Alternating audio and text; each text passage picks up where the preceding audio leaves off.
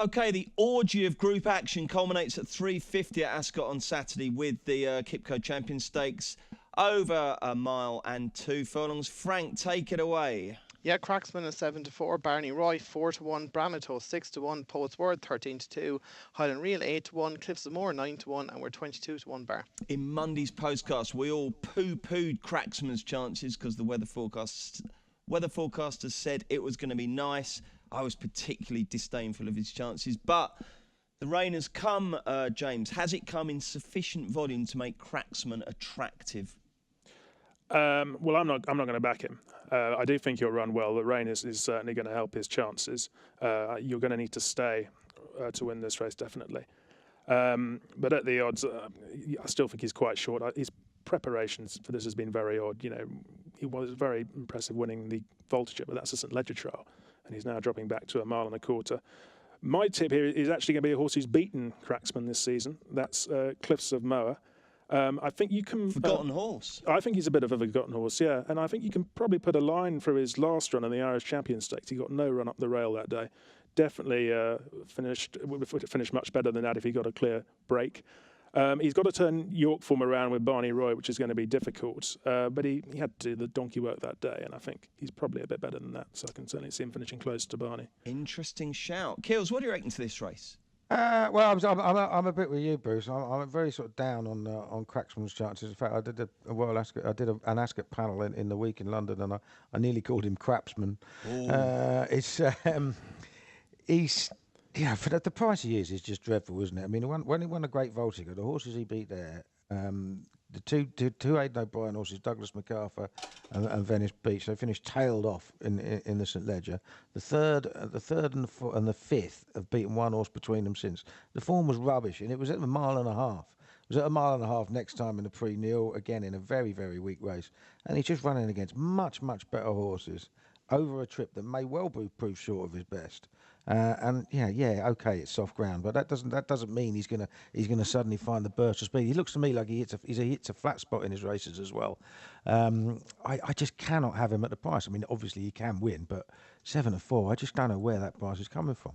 No, I'm going to place lay him. Who's going to win then, Kills? Well, hopefully Bramto, the Jean-Claude Rouget's horse. He's won the race twice in the last 10 years, Jean-Claude Rouget, including with Almanzor last year. Now, Almanzor was probably a fair bit better horse, but Bramato has won a French Guineas and a French Derby, and he's a horse that seems to take a lot of winding up because he still had about 8 horses to pass in the last furlong of the French Derby. So when he went round the inside in the arc, he was always asking for trouble, and Idaho just fell back on him in the straight and stopped him in his run. But he still came through and finished 5th. He was only a couple of lengths behind Ulysses. I think it'd have been closer, and I also think that his run was just flattening out at the end anyway, because he didn't quite get the trip. And I think coming back to a mile and 2, and as long as his jockey comes around the outside, I think he's got a massive chance. And talking of that Champions Day preview that he did the other night, Kills, what happened? Because I woke up and I went through my overnight Twitter and I saw one from you at about 2:00 saying I've woken up in somewhere. Was it Horsley? Horsley, yeah. Where on earth's Horsley? So what happened? How'd you get that? well, yeah. You see, I had a very, you obviously very got long pissed day. and fell asleep on the train. I got pissed and fell asleep on the train. I had a very, very long day. I'd been up early in the morning, walking the dog, played golf at the crack of dawn. And obviously went to this thing, and I was knackered by the time we got there. And I had a few drinks, and I was reading my Kindle, and the battery ran out. So I thought, I'll just close my eyes instead. And the next thing I knew, it was bloody Horsley. And where is miles Horsley? Away. It's 2 or 3 stops short of Guildford. Quite a long way from your house. Yeah, a good half-hour drive. Yeah. So good old Uber, yeah? Yeah. Saved your bacon. I've done that before. In the days before Uber, I ended up in Uxbridge. Awful. Oh, I've done it before and had to sleep on the station because my phone was out of battery. Who was it? Our colleague Nick Barnes, who lives down in Hayward Heath. He fell asleep and woke up in Brighton, then got the train back, fell asleep again, and ended up back in London at about 4:00. We've all been there. Frank, who's going to win the Champion Stakes? I'm with Paul. I think Bramato's got a huge chance. Even though he was a narrow winner of the French 2000 Guineas and French Derby, you have to be very impressed with his turn of foot he showed there. The race behind Eminent, I'd always forgive a French horse a run like that prior to the arc. A lot of them, they kind of back off them and then just give them a nice prep before it, where they're not really trying. And plus, he also missed the break very badly. But he ran with massive promise in the arc. He was only beaten 6.5 lengths. He got an interrupted run in the straight when Idaho came back, fell back onto his lap. I think he might have been fourth, possibly even third, with a clear run. I would agree with Paul.